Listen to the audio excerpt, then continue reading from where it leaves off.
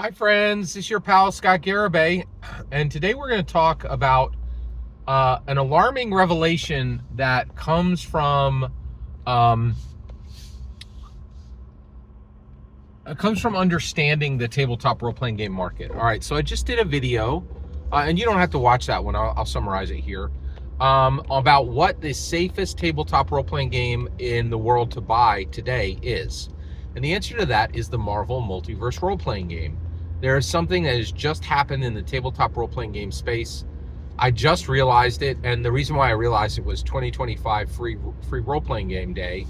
There was a free comic book-sized adventure for Marvel Multiverse role-playing game. Now, I actually have multiple campaigns that I've done. I have recap summaries for campaigns that I've run using Marvel Multiverse role-playing game, but I just realized Marvel Multiverse role-playing game is not like any role-playing game in the world. It is the first time ever that the intellectual property owner is making the tabletop role-playing game. So what happens with intellectual properties is there's a lot that happens, but the general flow is like Star Wars, right? So Star Wars was owned by a movie studio. Movie studios don't even understand what TTRPG stands for. And so West End Games came and they said, "Hey, we'll make a tabletop role-playing game out of your intellectual property." And they're like, "You gonna pay us for that?" And they're like, "Yes, we'll sell books, we'll cut the money in half with you. You'll get a check every month, right?" So Star Wars like, "Sure, we'll give you 10 years, right?" And I think that's what they gave West End Games. And then the property went to Wizards of the Coast, and then the property went to Fantasy Flight Games, and then the property went to Edge, right? Where so it's had it like Star Wars should be able to make money, but it's had 4 different owners.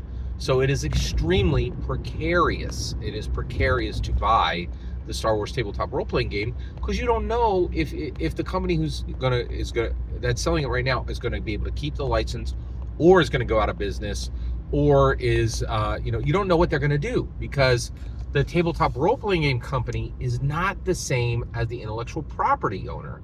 Now, with Marvel Multiverse role-playing game, that has aligned. I don't think this has ever happened. Marvel produces the Marvel Multiverse RPG by Matt Forbeck. That has never happened before. There has never been an intellectual property holder that actually prints and distributes the TTRPG. That has literally never happened before. Now, that was so shocking for me to realize that it immediately then highlighted the most precarious game in the world to buy as a tabletop role-playing game. And that is, unfortunately, and this is the revelation, it is Warhammer. It is Warhammer in every version. Warhammer, the fantasy game, Warhammer 40K, the sci-fi game. If you purchase that as a tabletop role-playing game, you should have zero confidence, in my humble opinion, that you're ever going to see like another book, right? And the reason why is, one, the intellectual property holder, right? That's Games Workshop. They own the Warhammer and the Warhammer 40K IP, and they're pretty much the same IP. They're the same world, right? But they have absolutely no interest in making a tabletop role-playing game. And so they have farmed it out multiple times. Warhammer, right? A friend of mine just reached out. He's like, "Oh, I'm really excited about Warhammer Old World." And I'm like, "Is that Warhammer 5e?" And he's like, "No, they're already on 5e. They might be higher than that, right, on the tabletop role-playing game. And this is different." And I was like, "Oh my gosh," right? And so, I was excited, but I'm like, if I buy that, what on, the odds of that company losing the license or going out of business are extremely high.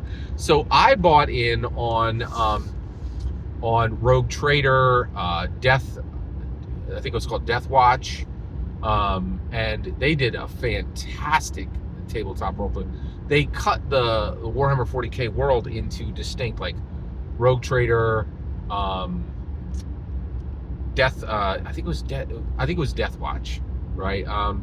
It's like squads. They're formed from different chapters, right? And then there was a whole line, right? Like there was a book for the the Dark Inquisition, and I don't even remember what company owned it, but I bought in deep on it. I had at least 4 or 5 books, and I played quite a bit of it, and I really enjoyed it. But that company doesn't own it anymore. And when it came to the new company, I didn't even bother learning the name, because the reality is, Games Workshop does not care about the, I think once a month they're like, oh, how much do we make off of that? Okay, that's nice, I guess, right? Who makes it? We don't even know, right? We don't need to remember the name, because if they go out of business, somebody else will buy the license up, right? And so these are precarious, very precarious, because when the new company comes in, almost all the time they want to have all new everything. They want to have new art, they want to have new layout, they want to have new rules. Now, what is really fascinating is what happened with Star Wars recently. So when Fantasy Flight Games came in, lost the license, it went to Edge, and Edge kept everything. They kept the art, they kept the layout, they kept the dice, they kept the rules, and that, I've never seen that before, right? But I do want to let you know, so basically what I realized is, now that we've seen an intellectual property actually be owned by the tabletop role-playing game for intellectual property be owned by the actual tabletop role-playing game owner, like the owner of the IP, now we know what safety looks like, and we also know that buying IP tabletop role-playing games is very dangerous.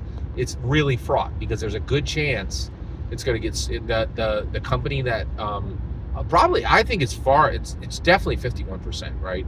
They're like, most IP games do not stay with their original owner. It just goes from Star Trek, Doctor Who, it just goes on and on and on and on, right?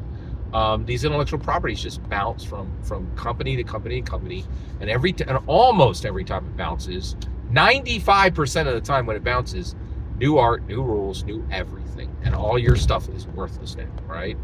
Now, the one thing that is good about, well, actually, I was about to say that you can get the old stuff for cheap. I'll bet that's not true. I'll bet all those Warhammer books that are, not the current company are worth a fortune. Yeah, all right. Really fascinating. Every single word you just heard in this video is my humble opinion, nothing more, nothing less. The important part is when we get to hear your humble opinion. When you get in the comments and send your traffic.